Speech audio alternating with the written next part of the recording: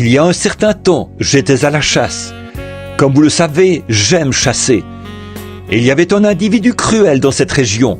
C'était un type méchant. Il avait l'habitude de se moquer de moi, parce que je ne voulais pas tirer des biches et des faons.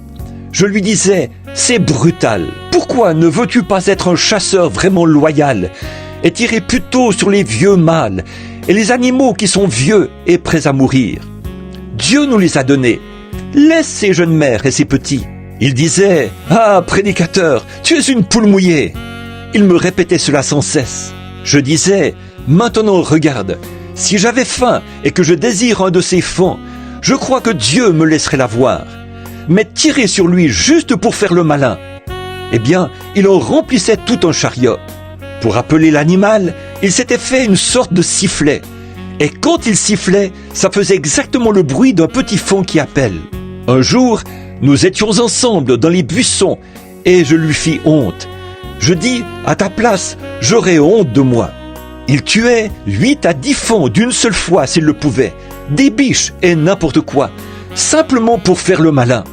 Il en prélevait peut-être juste les quartiers de derrière et laissait le reste sur place. Je lui disais, tu ne devrais pas faire ça. Ah, me disait-il, vous autres prédicateurs, vous êtes trop poules mouillées. Un jour, il se tenait là, dans les buissons. Il saisit ce sifflet et fit entendre ce son. Cela ressemblait à un petit faon qui pleure. Et juste comme il faisait cela, une magnifique biche laissa apparaître sa tête et sortit du fourré. Vous pouviez voir ses jolis yeux bruns qui regardaient. Toute alarmée, elle regardait alentour. Le chasseur prit son fusil et épaula pour tirer la biche. Et celle-ci vit le chasseur. Mais vous savez quoi? Le cri de ce faon. Elle ne remarqua pas ce fusil. Elle cherchait ce bébé qui était en difficulté. Et vous savez, le fait qu'elle ait fait face à la mort en regardant la bouche de ce fusil démontre le véritable sentiment maternel et l'amour d'une mère. Savez-vous quoi?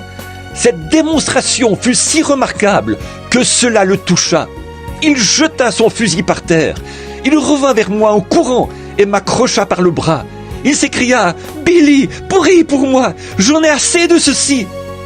En voyant cette démonstration d'héroïsme maternel. Oh, lorsque le monde verra la démonstration de l'amour de Dieu dans nos cœurs humains, quelle différence ce sera!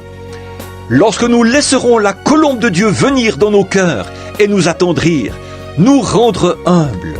Là derrière, dans ce bosquet, je priais pour ce gars et le conduisis au Seigneur Jésus. Depuis lors, ce fut un chasseur bon et loyal.